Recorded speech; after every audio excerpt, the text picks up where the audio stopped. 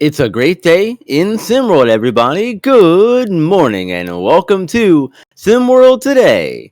I'm B. Ron, and joining me for the show this morning from the Take It As You Will Say What show, Siege. How you doing, man? Good morning. Good to have you here.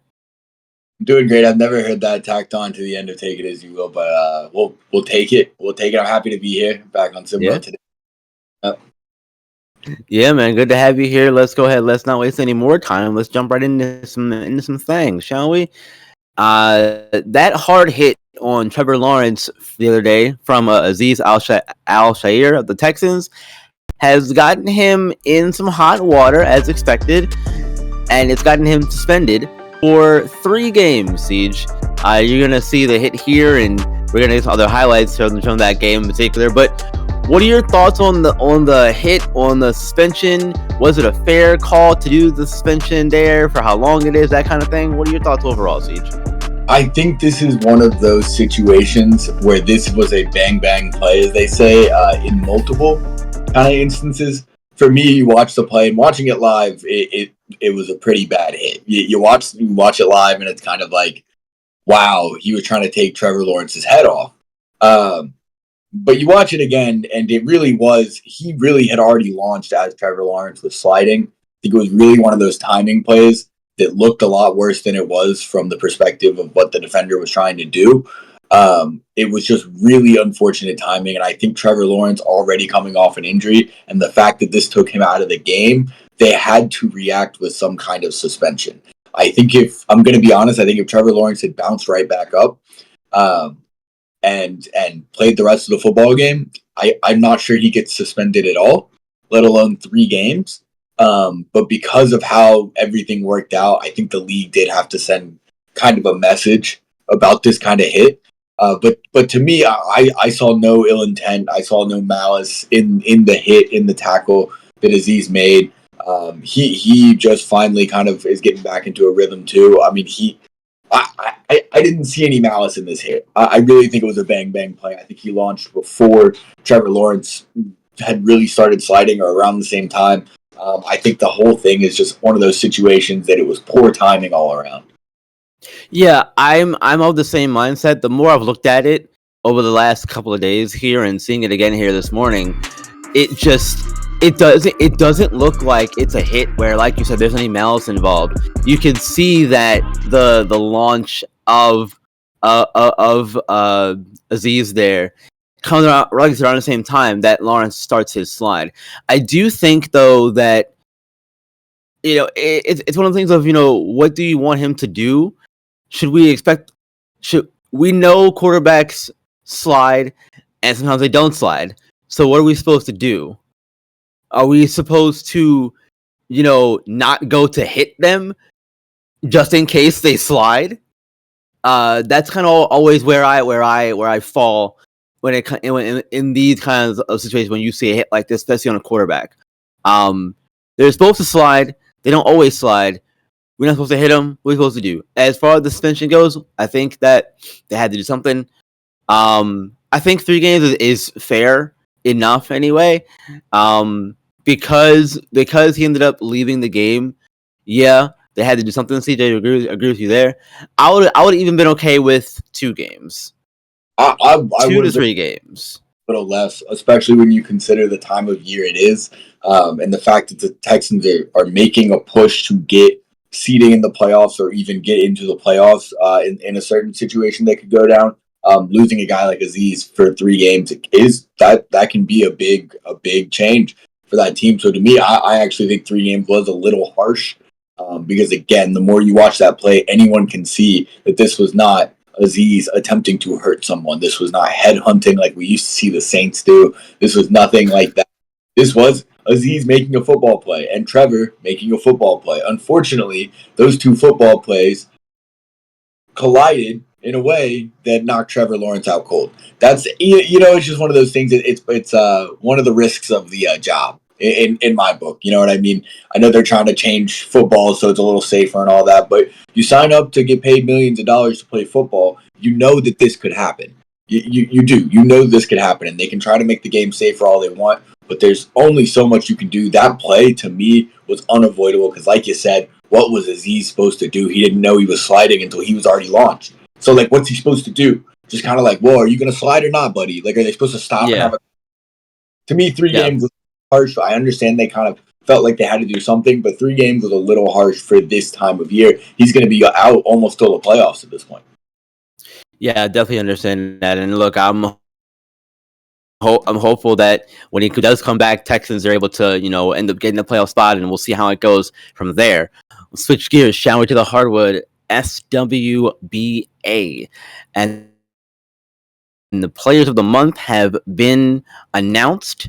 Jason Tatum and SGA of the Oklahoma City Thunder, Shai Gilgeous-Alexander, have won the Players of the Month award for the respective conferences. SGA had a pretty good month, 29.8 points per game, 5.3 rebounds per game, 6.6 assists per game. Jason Tatum, 28.7 points per game, 8.5 rebounds, 5.8 assists per game. Thoughts on these picks for Player of the Month, Siege? I mean, I really can't argue with them. Jason Tatum is going to continue to be one of those guys who gets awards like this pretty constantly. I like Shai Gilgeous-Alexander a lot. I thought he maybe should have won MVP last year, personally. But I think this year, part of what you're going to see with these awards is, the Thunder went 15-4 in the month, and the Celtics went 16-3. And when you go 15-4 and you're SGA,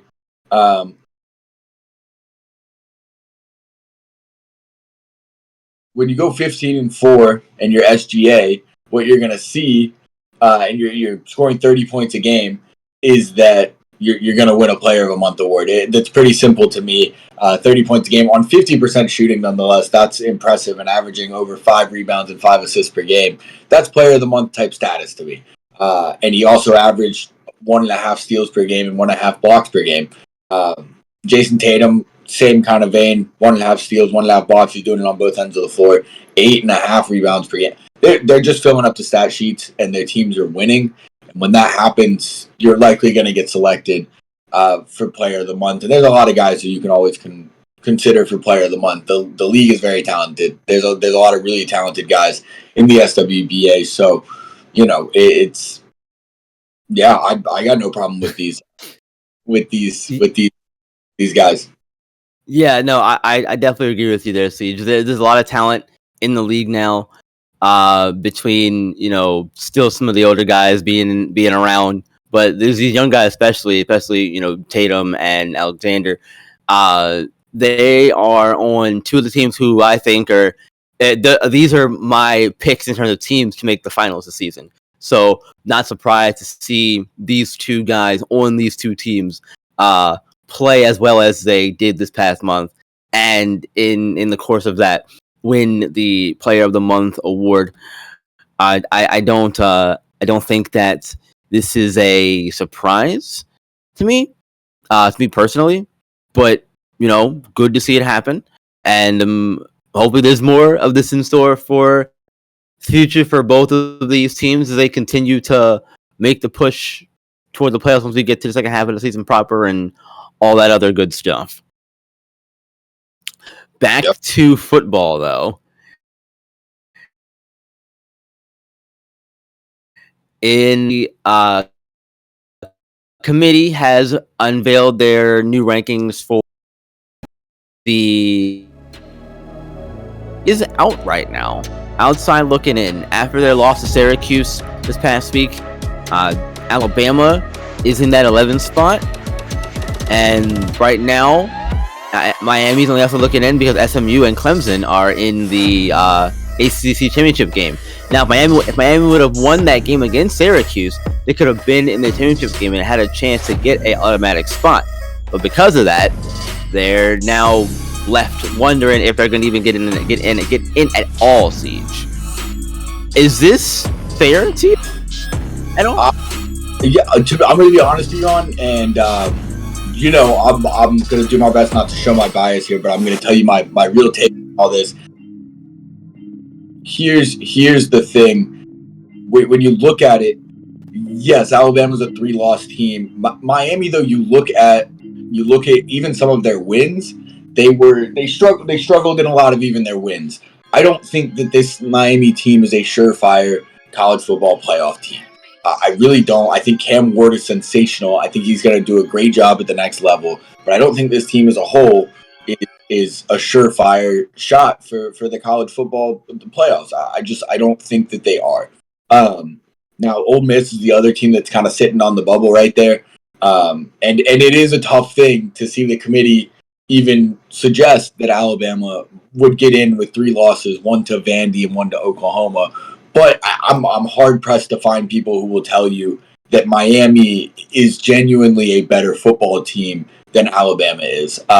Maybe that's just my opinion, maybe, but I'm going to stand by that one pretty hard. Yes, they're a 3-loss team, and that's kind of the same issue that we've seen in the past with the college football playoffs. Do you go straight by the numbers and the records and all that, or do you go by who's the better football team? You saw that last year when Florida State was undefeated, but they lost their starting quarterback, and they didn't make the college football playoffs.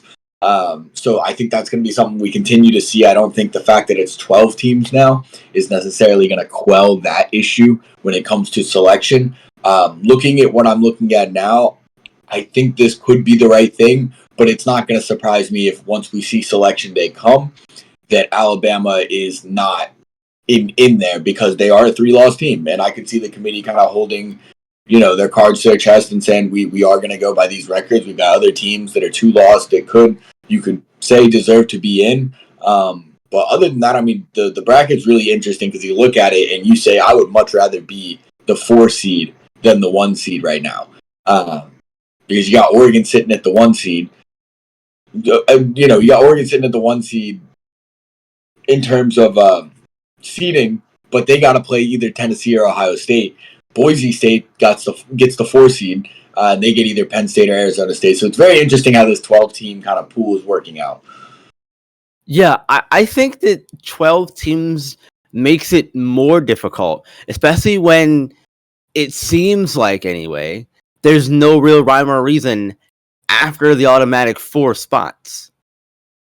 It's not like the SWFL where there's a clear way in how the seeding is worked out. You know what I mean? You're just after your first 4 teams, you just go, oh well, this team goes here, this team goes here, and you kind of pick from there. If there was a more clearly defined, predetermined formula for how these things are decided, then it would make more sense to me. But because this is how they decide to do it, this is the result of these things. You know what I mean? If you, in my opinion, you would keep it more simple, and you would just have the 12 teams that are the numbers 1 through 12 in the CFP polls and do it that way. But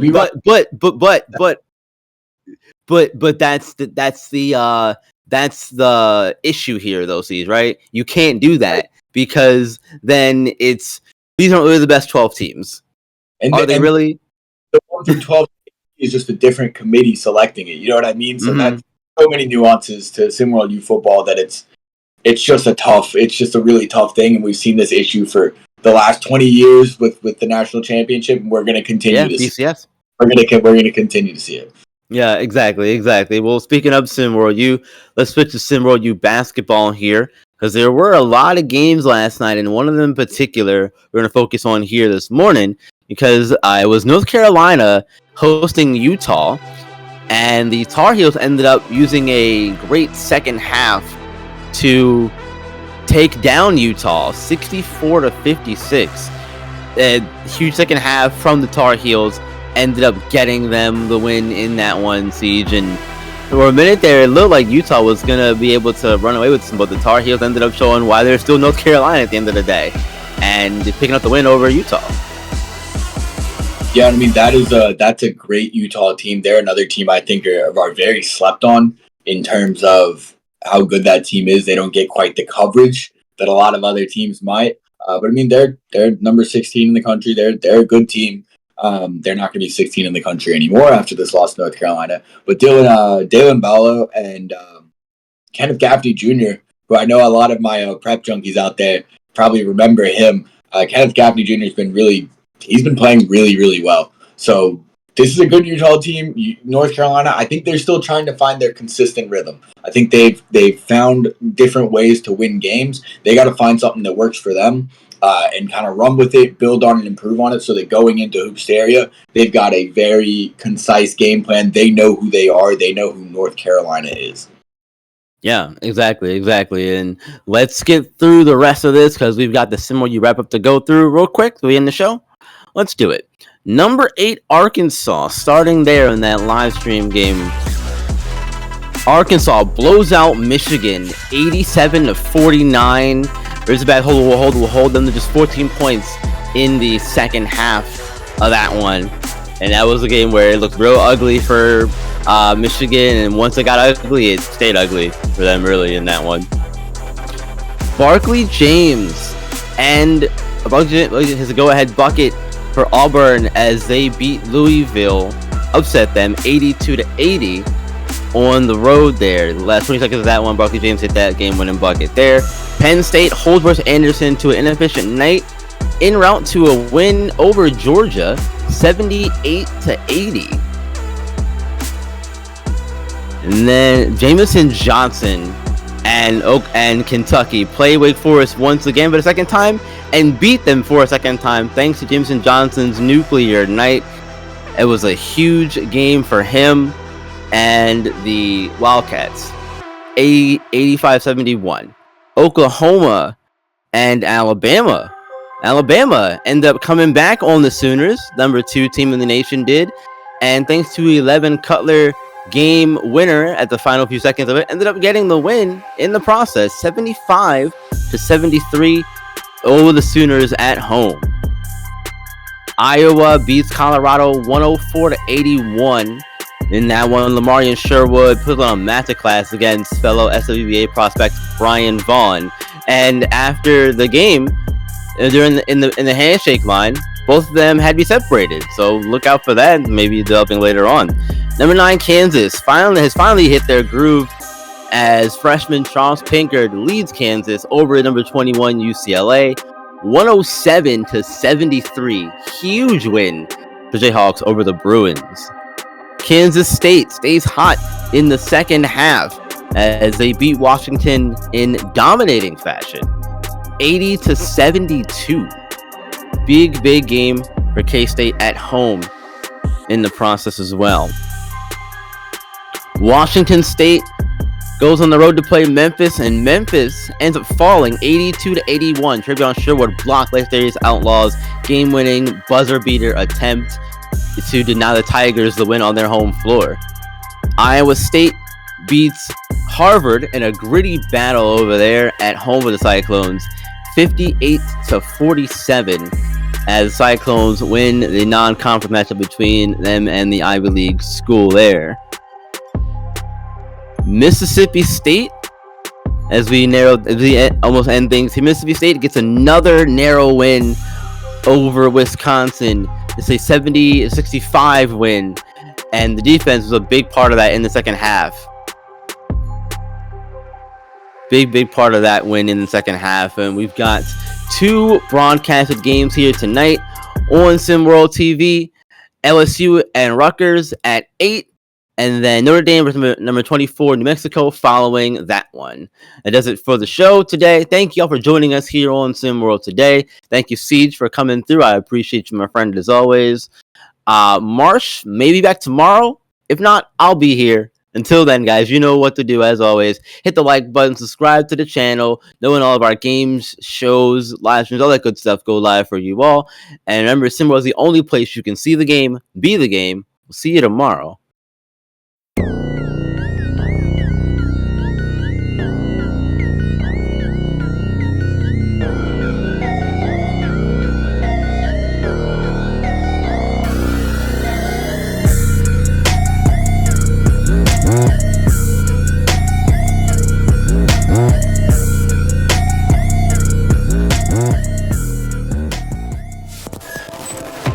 This has been a presentation of SimWorld Sports.